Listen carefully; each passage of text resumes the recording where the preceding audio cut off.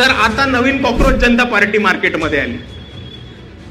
Cockroach जनता पार्टीचे संस्थापक अध्यक्ष अभिजितजी डिपके जेव्हा दिल्ली एअरपोर्ट वरती आले तेव्हा त्यांनी बाबासाहेबांचा एक फोटो घेऊन आलेले.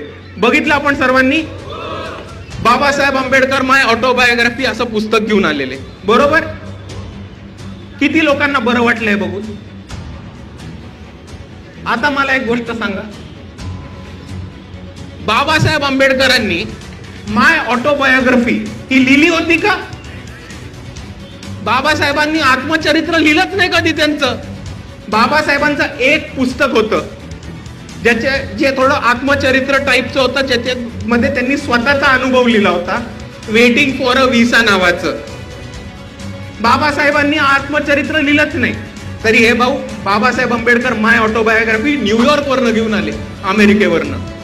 आता दुसरा मुद्दा समजून, आपण हे पुस्तक वाचलं असतं तर आपल्याला उत्तर महाराष्ट्राचाच एक महत्वाचा संदर्भ मिळाला असता की 5व्या चॅप्टर मध्ये बाबासाहेब आंबेडकर यांनी त्यांच्या आयुष्यातल्या पहिला अपघात जो 40गाव मध्ये झाला होता त्याच्याबद्दल लिहिलं होतं. तर आपल्या सर्वांना ह्याची माहिती असणं महत्वाचं आहे.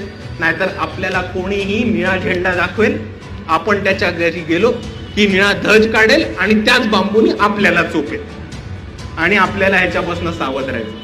आता जर तुम्ही अभिजित डिपकेंनी जे पुस्तक पकडलेलं ते बघितलं तर ते बाबासाहेब आंबेडकर माय ऑटोग्राफी नावाचं पुस्तक आहे. आता हे पुस्तक आहे कोणाचं? तर डायमंड पब्लिकेशनचं. घरी गेल्यानंतर गुगल वरती डायमंड पब्लिकेशन टाकून बघा आणि तुम्हाला हे दिसेल की डायमंड पब्लिकेशन हे RSS चालवतं आणि RSSचं पुस्तक आहे. बऱ्याचशा महामानवांवरती चुकीचा इतिहास सांगणं, RSSच्या समरसतावादी भूमिकेतलं बाबासाहेब सांगून जाणारं हे पुस्तक आहे.